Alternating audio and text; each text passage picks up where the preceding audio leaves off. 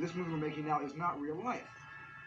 But at the same time, it's not a send-up, and it's not an imitation of anything.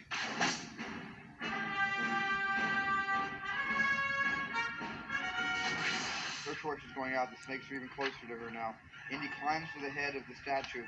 He braces his back against the wall and puts his feet on the arm. I had been looking for action adventure. I've been looking to do something that would take me globe-trotting. And that was one of the things I told George Lucas when I spent time with him in Hawaii in '77. Excuse me. I really want to make a globe-trotting movie like James Bond. So I had that in my appetite. It was on my sort of horizon that by hook or by crook, I would somehow make a kind of international movie involving action and chases and big set pieces and a fantastic John Williams score. I just didn't quite know, I had the template. I didn't quite have the carrier pigeon. And until George mentioned this idea that he had about Indiana Jones.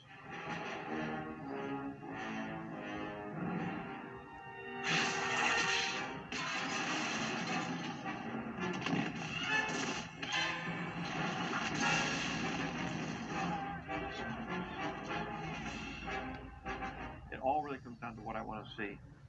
And Raiders especially was one that I just wanted to see the movie. I thought when I was working on Star Wars, when I came up with the idea, I said, "Oh, this will be a fun movie," but I can't do it because now I'm going to do Star Wars, and that's going to be my action adventure movie. And so I was constantly trying to get somebody else to do it just so I could see it. I just really expressed to George my desire to, make a movie that I had been raised on, the kind of film that really had attracted, my attention as a kid growing up, which was these spectacular international adventure stories that were mainly represented by these very cheaply made, low-budget black and white Republic serials. That was the idea. Good. I just didn't understand. We agreed a lot on movies and had the same aesthetic. And generally, I'm not crazy about working with my friends because, it's like anything else. You can sort of damage your friendship that way. But Stephen and I are so simpatico that it was very easy for us to work together. And so the movie came together really fast. Raiders of the Lost Ark was a very strong idea. The basic of the idea was, action adventure, cliffhanger, looking for a supernatural artifact, character of Indiana Jones as this kind of fallen archaeologist that was kind of always over his head. Once those were set, then the process of coming up with a story, the specifics of the sequences and things that actually happened to him in the process of this adventure were fun. And what came out of Larry Kasdan's typewriter was even a better version of the movie that we pitched out in those 3 or 4 days of story meetings that I had with George and Larry Kasdan. But I think that's where it was born, and that's where it will always remain, at least in my memory, that film came to life, not so much even on the sound Excuse me once again. or on location, but the film came to life in the story writing process. And we all pretty much stuck to the script that we were given. Indiana Jones.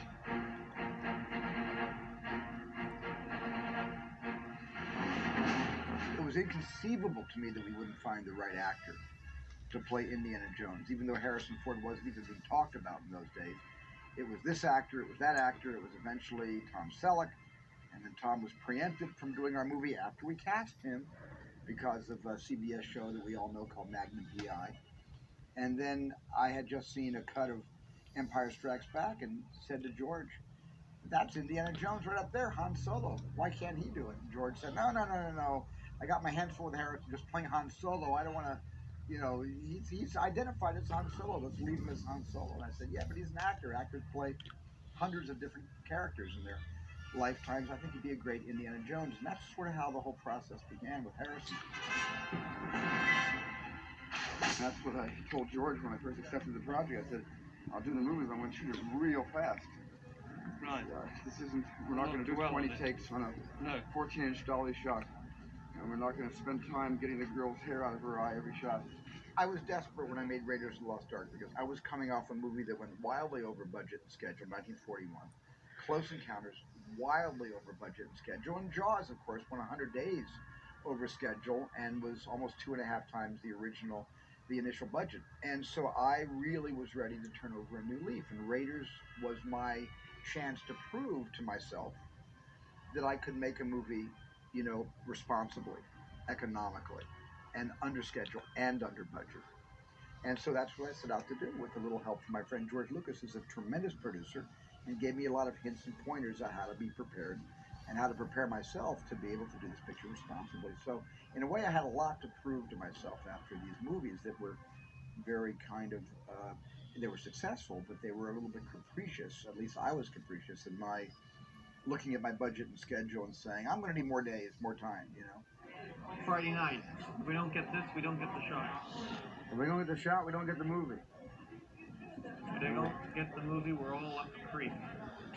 Indiana Jones was always meant to be a B movie. It was always meant to be a kind of low-cost movie.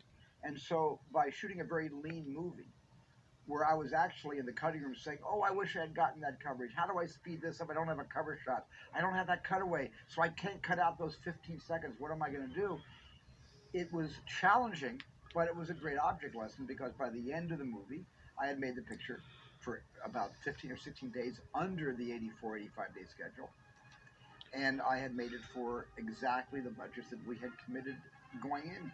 And so, I wasn't thinking about making any kind of a movie that was a classic or any kind of a movie that was going to be a huge success, although I was thinking about making a film the audience would like. But I was trying to make a movie that was fiscally responsible. Raiders of the Lost Ark was a dream for me. The script came out better than I could possibly imagine. Steven, when he started directing, it came out even better than the script. So every step of the way, it was getting better and better and more fun and more exciting. And of all the movies I've made, it's the one that was the most fun of all.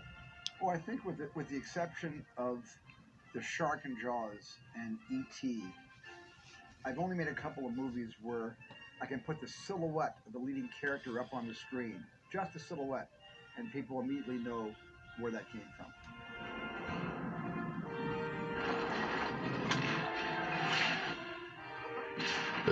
Excuse me once again.